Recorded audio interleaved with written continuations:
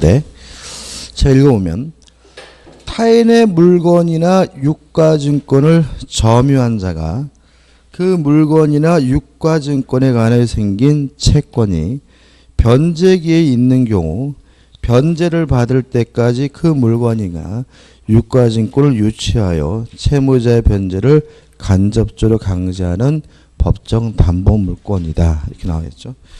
그렇게 기네, 그죠? 일단 유치권의 객체는 타인의 물건 또는 유가증권임을 알 수 있죠. 일단 유가증권은 안 쓸 거예요. 중요하지 않으니까요. 타인의 물건을 점유한 자가 유치권은 반드시 그 물건을 뭐 하고 있어야 되죠? 점유하고 있어야 되고요. 그 타인의 물건에 관하여 생긴 채권입니다. 다시 말하면 모든 채권이 다 유치권에 의해서 담보가 되는 것이 아니라 물건에 관하여 생긴 채권이고요. 이 채권이 만약에 변제기가 도래하고 있다면 유치권이 성립한다. 이런 얘기고요. 여기다 일단 살을 좀 붙여보고 교재를 볼 겁니다. 첫째, 유치권의 객체는 타인의 물건입니다. 따라서 물건이니까 동산일 수도 있고 부동산일 수도 있습니다. 이것도 은근히 시험에 잘 나오죠. 그 다음에 조심할 것은 이 물건이 타인의 물건이어야 돼요. 따라서 어떤 이유든지 간에 자신이 소유하게 된 물건에 대해서는 유치권 행사할 수가 없어요. 따라서 각종 매수 청구권을 이유로 해서는 유치권이 성립될 수가 없다. 그죠? 왜냐하면 매수를 청구한다는 말은 내 거란 얘기죠. 내 거니까 뭐죠? 사라는 얘기죠. 따라서 매수 청구권을 이유로는 유치권이 성립될 수가 없고요. 반드시 이 물건을 점유하고 있어야 됩니다. 물론 직접 점유든 간접 점유든 상관이 없어요. 근데 여기서 조심할 것은 뭐냐면 채무자가 직접 점유하고 있다. 이런 말이 나오면 이거는 실질적으로는 점유를 상실한 것이기 때문에 유치권이 뭐 하게 되냐면 소멸하게 된다는 거 주의하시기 바랍니다. 채무자가 직접 점유한다는 말은 채무자에게 돌려줬다는 얘기입니다. 따라서 이것은 간접 점유하고 있는 것이 아니라 무엇을요? 점유를 상실한 것으로 평가되기 때문에 유치권이 뭐가 돼요? 소멸이 되고요. 또 반드시 점유라고 있어야 되는데 이 점유는 적법한 점유이어야 합니다. 따라서 위법한 점유인 경우에는 유치권을 행사할 수 없다는 거 꼭 기억해 두셔야 돼요. 그 다음에 반드시 점유를 해야 되기 때문에 어떤 이유든지 간에 점유를 상실하게 되면 유치권은 뭐 하게 되냐면 소멸하게 되고요. 따라서 유치권에 대한 반환 청구권은 인정되지 않습니다. 왜냐하면 점유를 상실하면 유치권이 반드시 뭐가 돼요? 소멸이 되기 때문에요. 그 다음에 유치권에 의하여 담보가 되는 채권은 그 물건에 관하여 생긴 채권이죠. 따라서 그 물건을 수리한 필요비나 그 물건을 개량한 유익비나 또는 공사대금 같은 것은 그 물건에 관하여 생긴 채권이니까 뭘 행사할 수 있죠? 유치권 행사할 수가 있지만 임차 보증금이나 또는 권리금이나 또는 매매대금은 임대차와 같은 쌍무계약이나 매매계약과 같은 쌍무계약에서 발생한 채권이지 그 물건에 관해 생긴 채권은 아니기 때문에 유치권을 행사할 수 없다는 거 꼭 잊지 마셔야 되고요. 또 반드시 변제기가 도래해야 됩니다. 그래서 만약에 유익비의 경우에 법원이 상환 기간을 허용해 줬다면 그때는 유치권이 뭐 되지 않습니까? 성립되지 않는다. 왜냐하면 상환 기간을 허용해 줬다는 말은 아직 뭐가 안 됐죠? 돈 받을 때가 안 됐다는 얘기고요. 변제기가 도래하지 않았기 때문에 유치권은 성립되지 않습니다. 그 다음에 빼먹겠는데 점유를 상실하면 무조건 유치권이 뭐가 돼야 돼요? 소멸돼야 되니까 유치권의 경우에 물상대위권도 인정되지 않는다는 거 잊지 마시고요. 그 다음에 이러한 요건을 갖추면 유치권이 성립하고요. 유치권은 기본적으로 반환을 거부할 수가 있습니다. 특히 문제가 되는 것은 원칙적으로 경매가 되더라도 유치권은 뭐 되지 않아요? 소멸되지 않으니까 경락인에게도 뭐 할 수 있어요? 반환을 거부할 수가 있고요.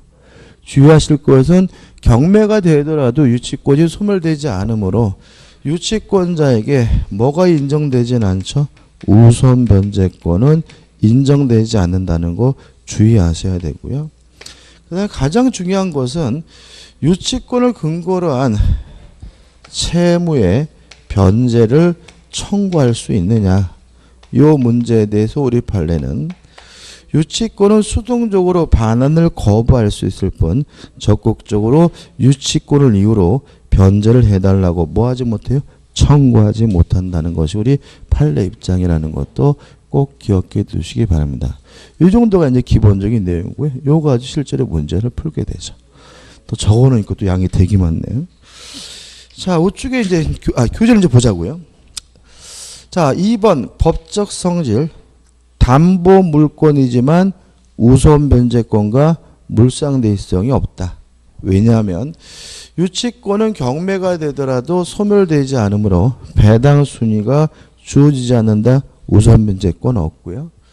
또 유치권은 어떤 이유든지 간에 점유를 상실하게 되면 소멸되므로 논리적으로 물상대위권이 인정되지 않습니다. 그렇지만 2번 부종성, 수반성, 불가분성은 같습니다. 다시 말하면 채권이 있어야 유치권이 존재하고요. 채권이 이전되면 유치권도 쫓아가고요.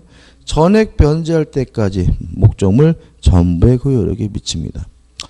우측에 동시항변권과의 비교를 한번 보시되 가장 중요한 차이점은 유치권은 물권이고요. 동시항변권은 채권의 내용, 권능에 불과하다는 점에서 차이점이 있습니다. 하나의 성립해서 목적물, 타인의 물건 또는 부정탄이다.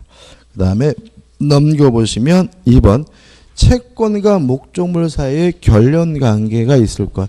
이 결련관계라는 말은 결국은 관련성이 있으라는 얘기고 법조문은 뭐죠? 물건에 관하여 생긴 채권이어야 된다. 따라서 필요비나 유익비나 공사대금은 목적물 자체로부터 생긴 것이니까 뭐가요? 유치권이 성립되지만 임차보증금, 권리금, 매매대금은 목적물에 관해 생긴 채권이 아니기 때문에 유치권이 성립되지 않습니다. 판례들도 마찬가지죠. 그래서 첫 번째 판례는 신축 공사대금은 유치권 행사가 가능하다. 그 다음에 두 번째 판례인데 따로 기억할 거죠. 자, 이건 어떤 문제냐면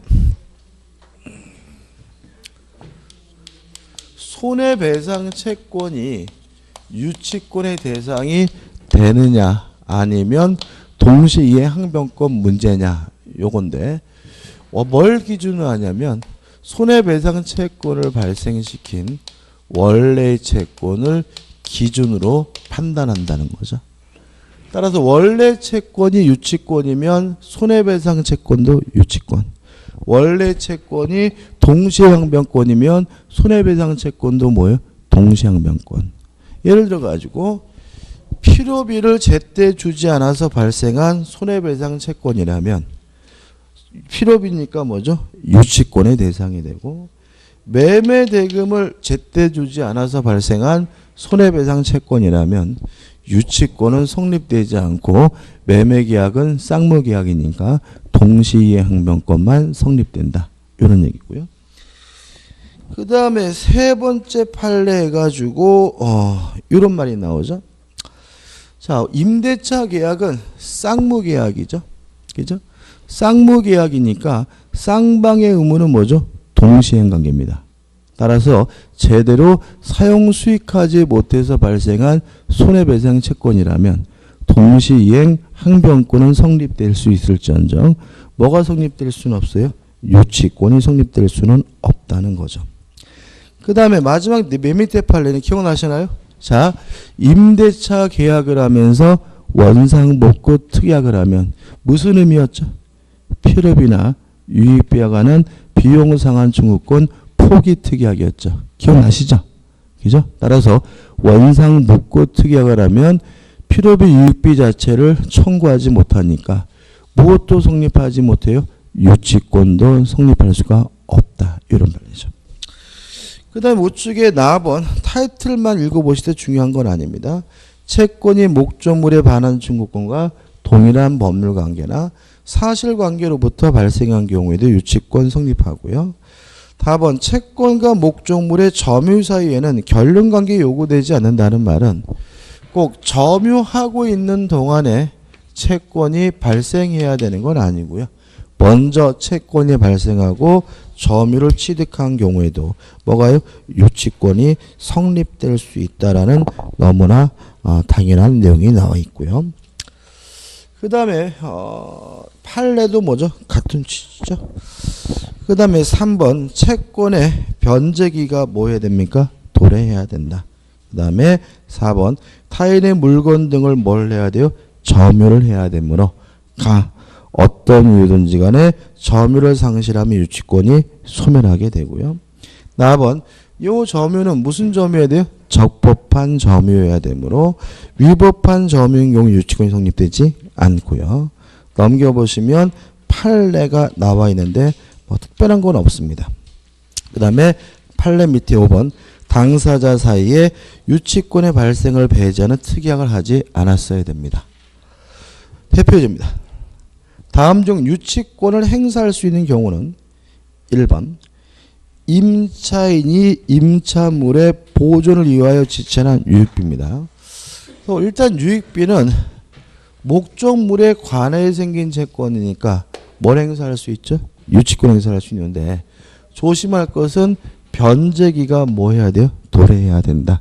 따라서 계속 보시면 법원이 임대인의 청구에 의하여 상당한 상환기간을 허용했다면 변제기가 도래하지 않았으므로 유치권은 뭐 되지 않아요? 성립되지 않죠.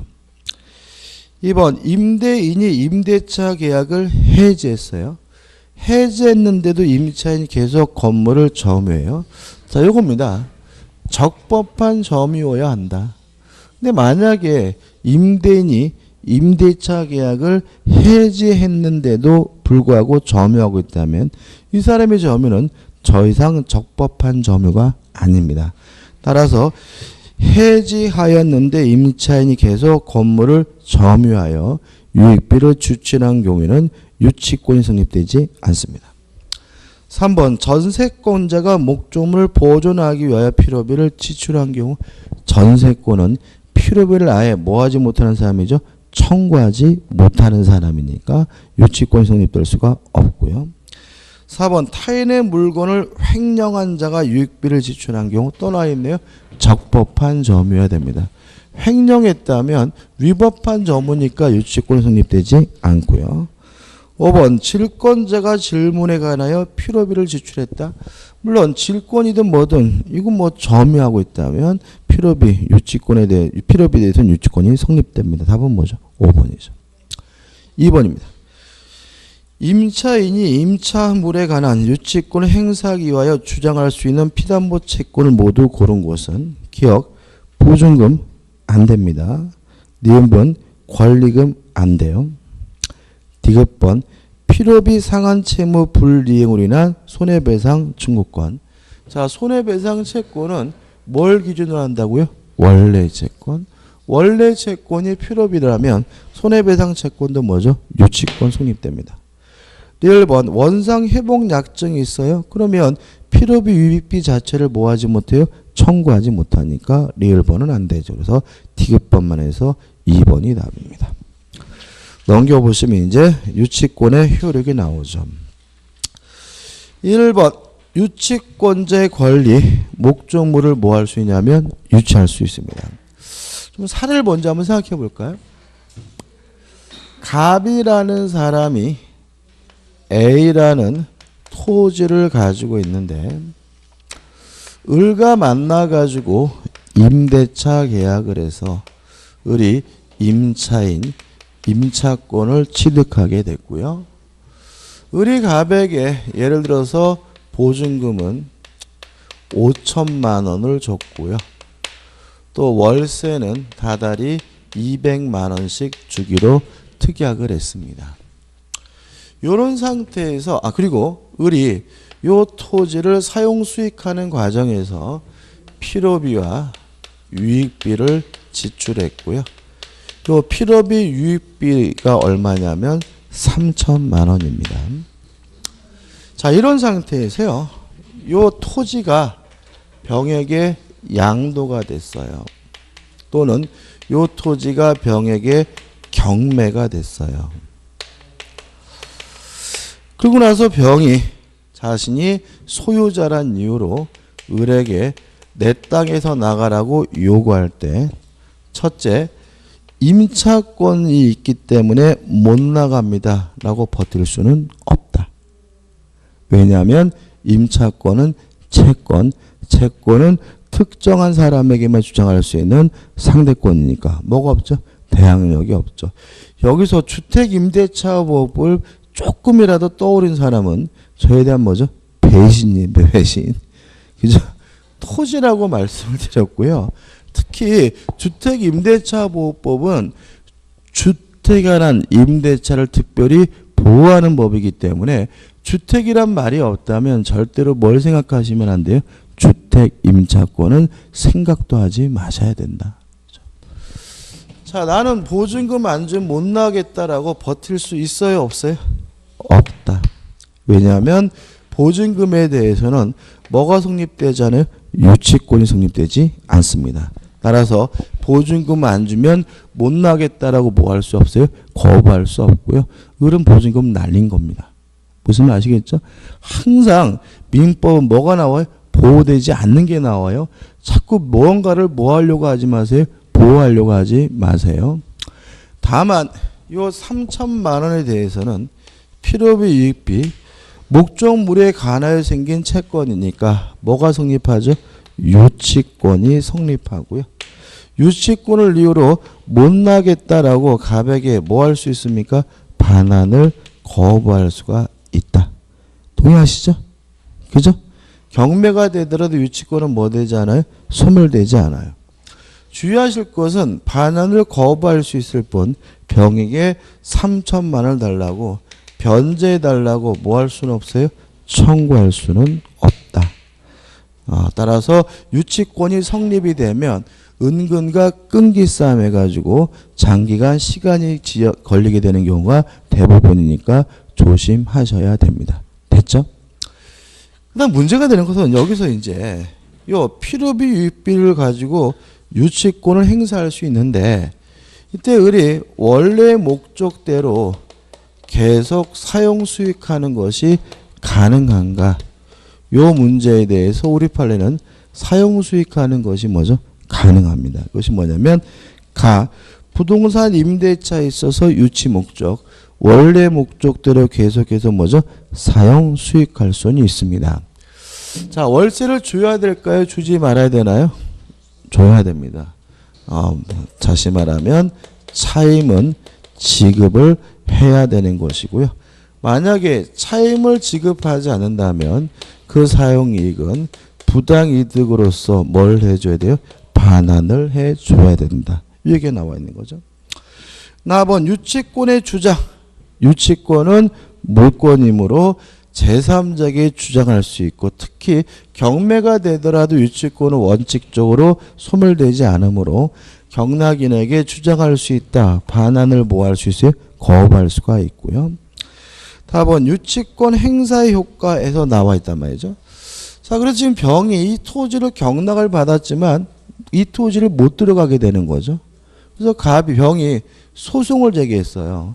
돌려달라고. 그러면 을이 뭐라 그랬습니까? 나는 3천만 원에 대해서 유치권이 있으니까 못 나가겠다고 거부하겠죠. 그럼 법원은 어떻게 판결하냐면 을은 일단 병에게 돌려주라라고 판결을 내려요. 그래서 병이 일단 뭐 하게 되냐면 승소하게 되거든요. 근데 병도 을에게 3천만 원을 지급해라라고 판결을 내릴 테니까 병이 승소하긴 했지만 완전히 승소한 것은 아니기 때문에 이걸 뭐라 그러냐면 일부 승소 판결이라고 하고요.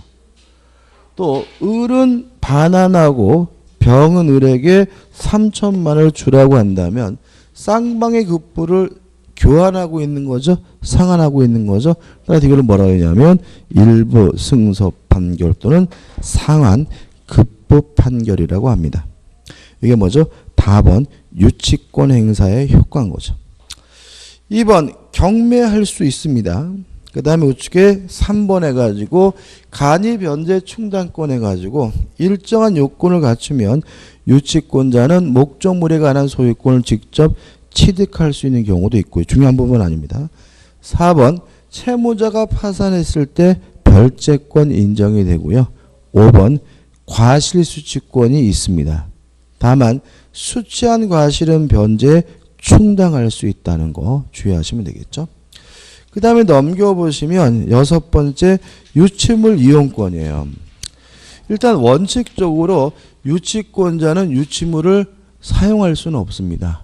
다만 채무자의 승낙이 있거나 보존에 필요한 사용은 가능하거든요. 그럼 여기서 생각해 볼 것은 지금 요 을이 원래 목적대로 사용 수익할 수 있다 그랬잖아요. 이거 뭐냐? 우리 판례는 이거를 보존에 필요한 사용으로 봐요. 그러니까 우리 쉽게 말하면은 집 비워두면 망가진다. 방치하는 것보다는 차라리 원래 목적대로 사용하는 것이 보존이 뭐죠? 적합하다는 거죠. 그래서 임차인 등은 원래 목적대로 계속 사용 수익할 수가 있습니다. 왜냐하면 보존에 필요한 사용이니까요. 핵심 판례 보시고 7번 유채권자가 유치물을 점유하는 동안에 필요비나 유익비를 지출했다면 이 필요비 유익비에 대해서 별도로 뭐 할 수 있죠? 청구할 수가 있습니다. 그 다음에 유치권자의 의무가 선간 주의 의무가 있다. 나 유치물을 사용 또는 사용되어 또는 담보 제공하지 않을 의무가 있다.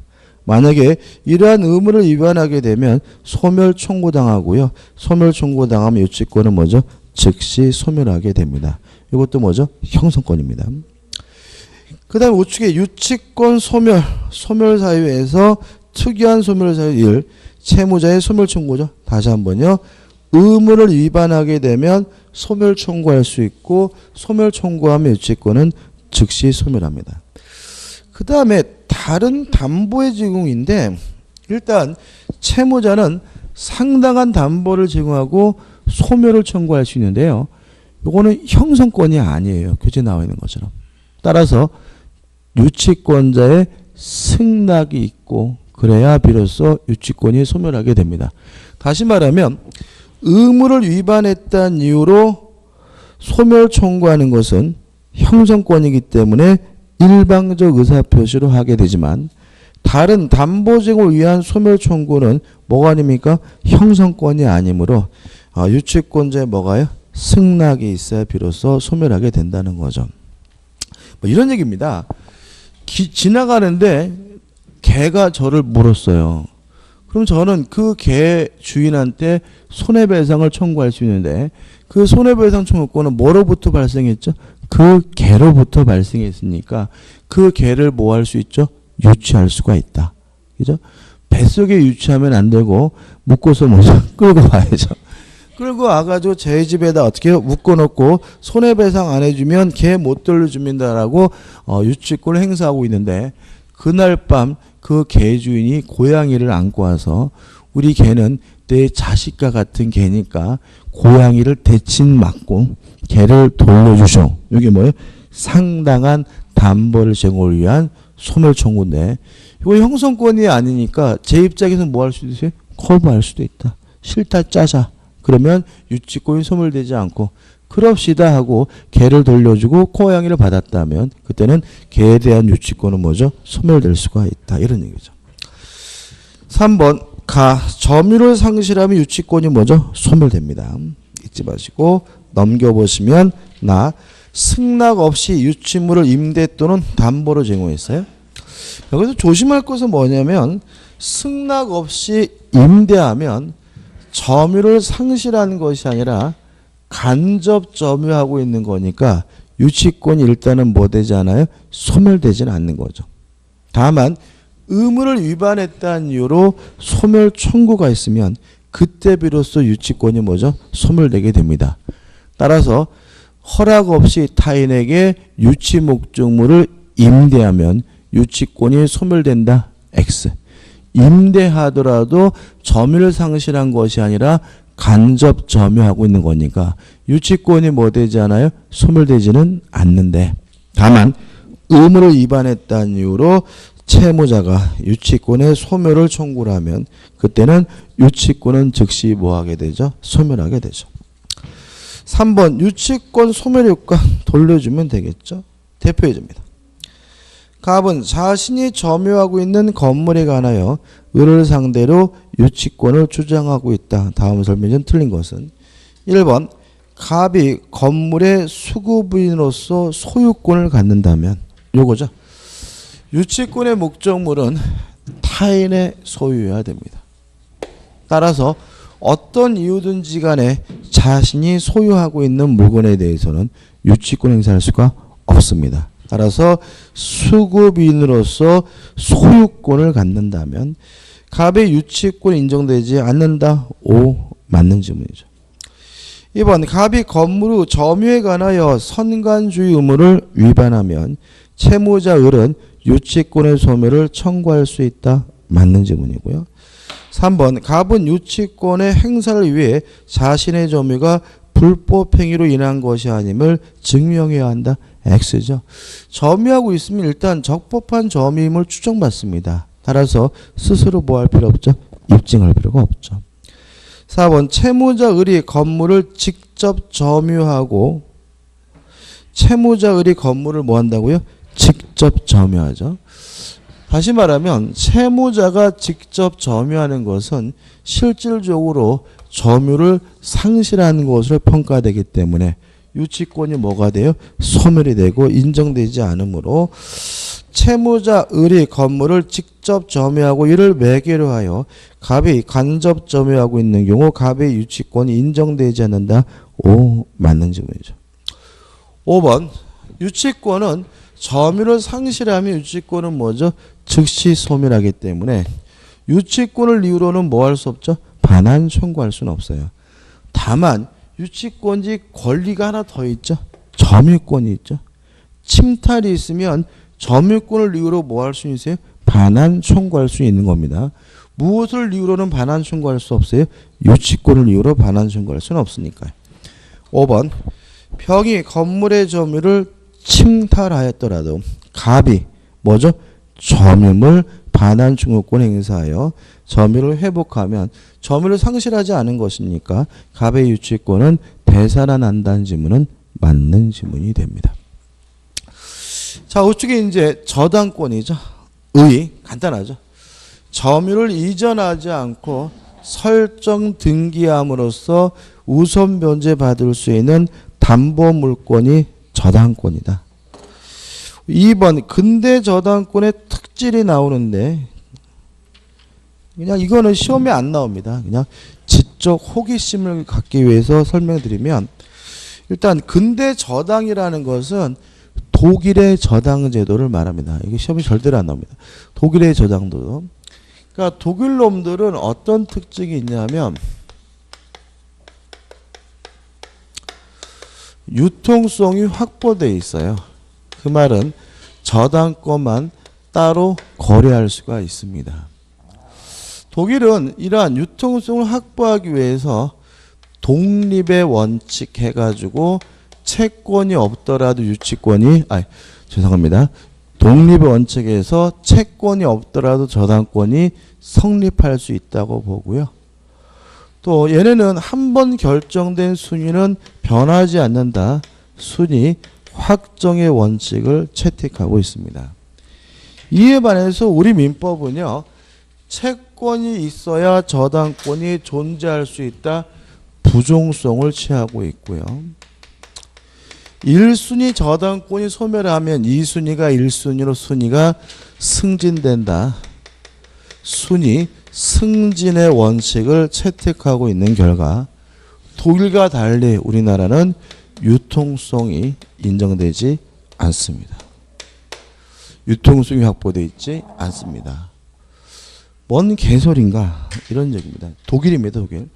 저는 솔직히 최순실 사건에서 제가 전에도 말씀드렸죠. 가장 충격적인 일은 최순실이 독일에서 호텔을 샀는데 5억 2천 주고 샀다는 게 너무나 충격적이에요.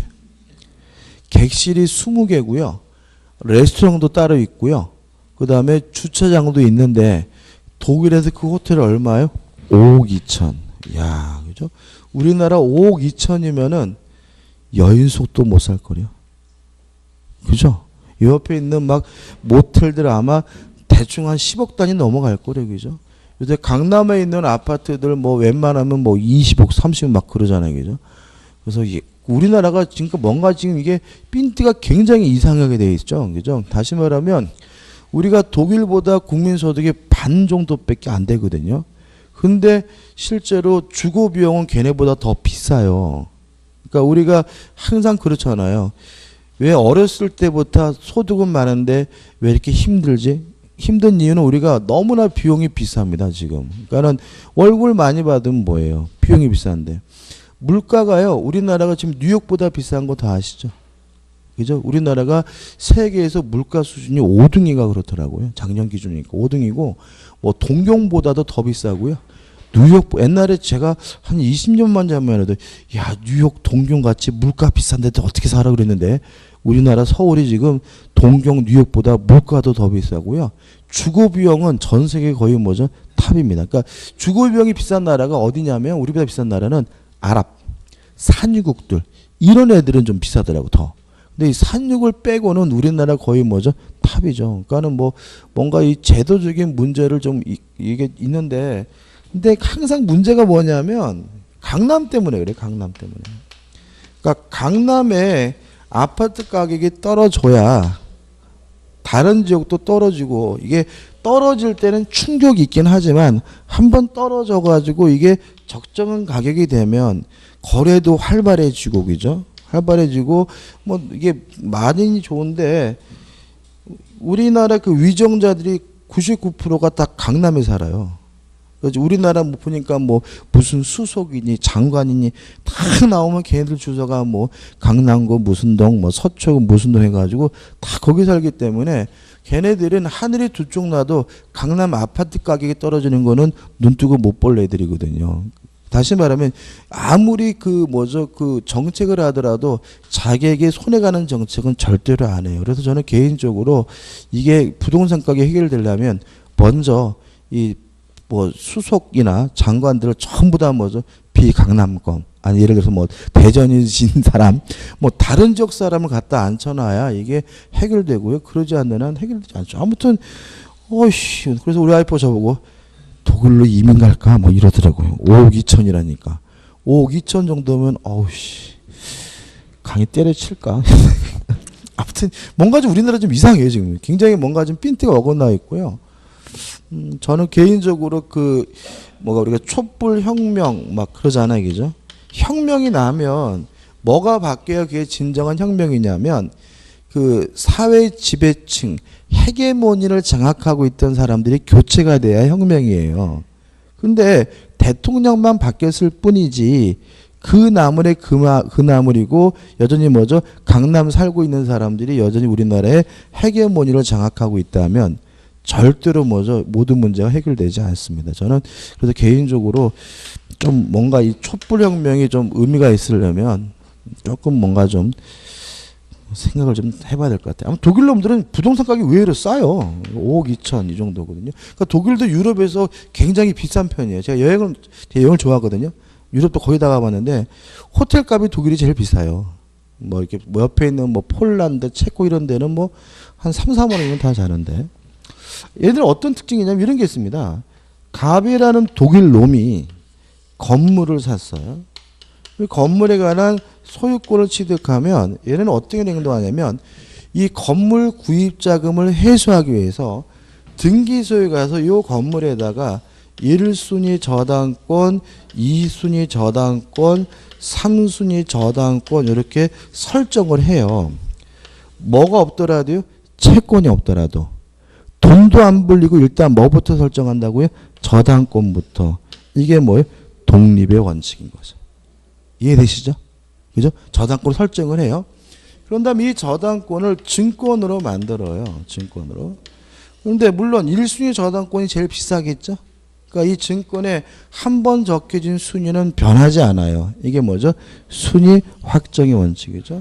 이렇게 증권을 만들어 가지고 요 저당권만 판다는 얘기예요. 그러면 누가 사느냐? 예를 들어서 제가 은행에서 대출을 받고 싶은데 담보를 잡아달래요. 근데 저는 담보가 없거든요. 그럼 얘한테 뭘 사서요? 저당권을 사가지고 요거를 담보로 맡기고 뭐 할 수 있어요? 대출을 받을 수가 있거든요. 그럼 이런 식으로 하게 되면 어떤 특징이냐면 갑은 이 건물 구입 자금을 거의 다 뭐 해버리냐면 회수를 해버려요. 다. 특징은 빚도 없어요. 그죠? 다시 말해 우리는 돈이 모자르면 뭘 받아야 돼요? 대출을 받아야 되니까 구입 자금을 뭐 하긴 해요? 회수하긴 하는데 뭐가 생겨요? 빚이 생기잖아요. 근데 얘네들은 저당권만 따로 설정해서 거래하고 있기 때문에 뭐예요? 빚도 하나도 안 지면서 요 구입 자금을 다 회수할 수가 있어요. 그럼 얘는 또다시 뭐죠? 건물을 또 살 수 있는 거예요. 또 살 수 있는 거죠. 그래서 이게 부동산 경기에 굉장히 중요한데 근데 그럼 여기서 이제 어떤 문제가 있냐면 이 건물은 언제든지 뭐가 될 위험이냐면 경매가 될 위험이 있어요. 그잖아요? 누군가가 이 증권을 사가지고 뭘 받아요? 대출을 받았는데 얘가 안 내면 뭐가 돼요? 경매가 되는 거잖아요. 그래서 갑이 소유권을 갖고 돈을 다 회수하긴 하지만 내일 당장이라도 뭐가 될 수 있는 건물이에요? 경매가 될 수 있는 건물이거든요. 그럼 이거 뭐하러 하느냐? 요렇게 해가지고 임대업을 하는 거예요.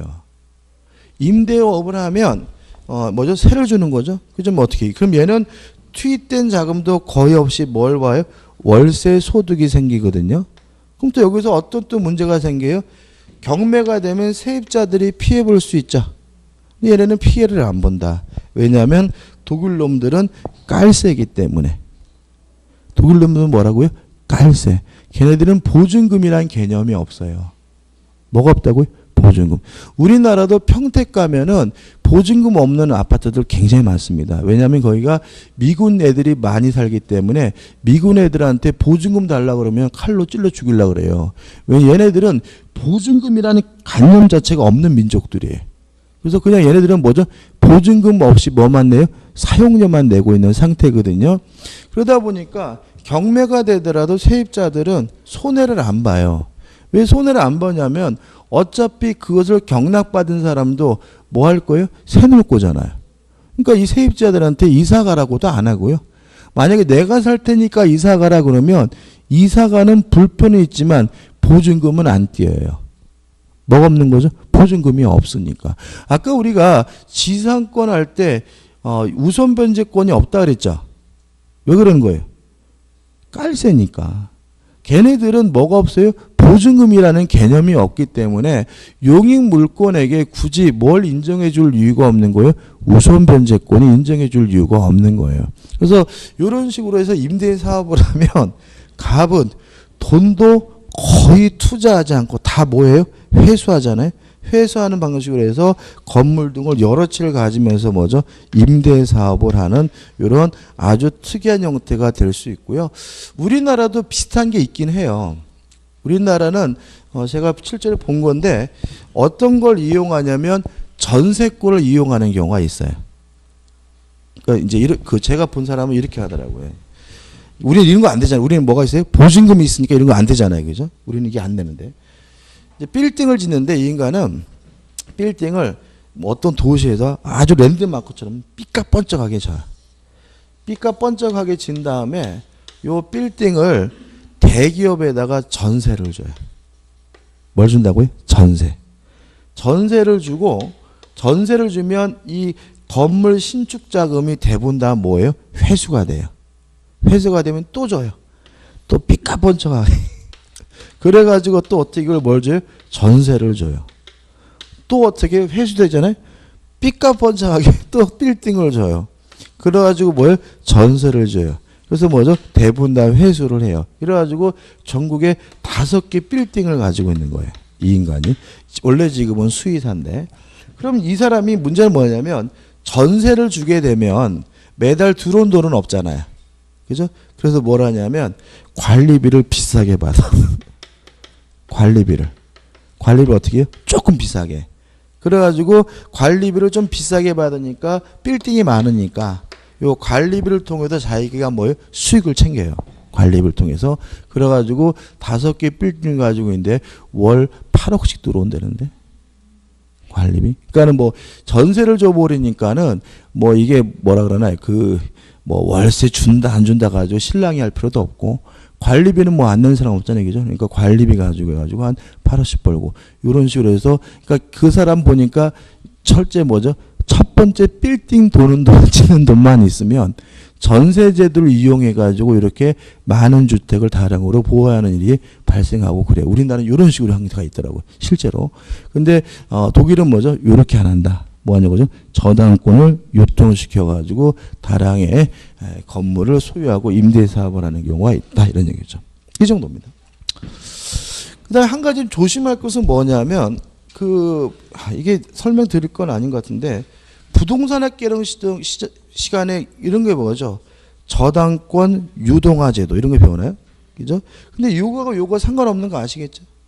그거하고 왜 그러냐면 여러분 학개론 시간에 배우는 게 이런 거예요.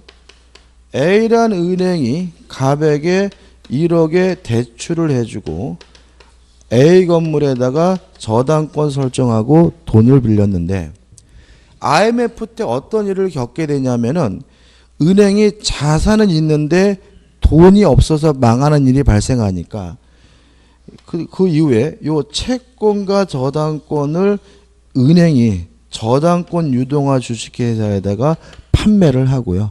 판매하면 뭘 받아요? 돈을 현금화하고 얘네들은 그거를 뭐죠? 증권으로 만들어 가지고 투자 신탁회사에게 판매를 하는 제도가 있거든요. 근데 이거는 저당권 유통성하고 상관이 없는 거예요. 왜냐하면 저당권을 유통한다는 말은 저당권만 거래한다고요. 뭐만 거래한다고요? 저당권만. 독일은 뭐예요? 저당권만 거래했잖아요. 근데 이거는 채권과 저당권을 함께 거래하고 채권과 저당권을 함께 증권하는 거니까 부종성에 부합하는 거죠. 이해되시나요? 그러니까 독일은 지금 뭐만 거래한다고요? 저당권만 거래하는 제도예요. 아까 말한 것처럼. 근데 부동산학개론 시간에 나오는 요거는 저당권만 거래하는 제도가 아니라 채권과 저당권을 함께 증권화해서 거래하는 제도니까 이거는 뭐죠? 부장성, 수반성이 뭐죠? 부합하는 제도이지 유통성하고는 뭐예요? 상관이 없는 제도니까 주의하셔라 이런 얘기입니다. 그 다음에 넘겨보시면은 3번 저당권의 법적 성질 해가지고 1. 특질에서 가 약정담보 물권이고요. 또 타물권이고 다 우선 변제적 효력이 있다. 배당 순위가 주어지고요. 저당권은 담보물권이고 2번에서 통일성, 부종성, 수반성, 불가분성, 물상대의성의 저당권은 당연히 뭐죠? 인정이 됩니다. 이제 우측에 이제 본격적인 저당권의 내용이 나오는데요. 좀 쉬었다가 저당권에 대한 본격적인 내용으로 들어가죠.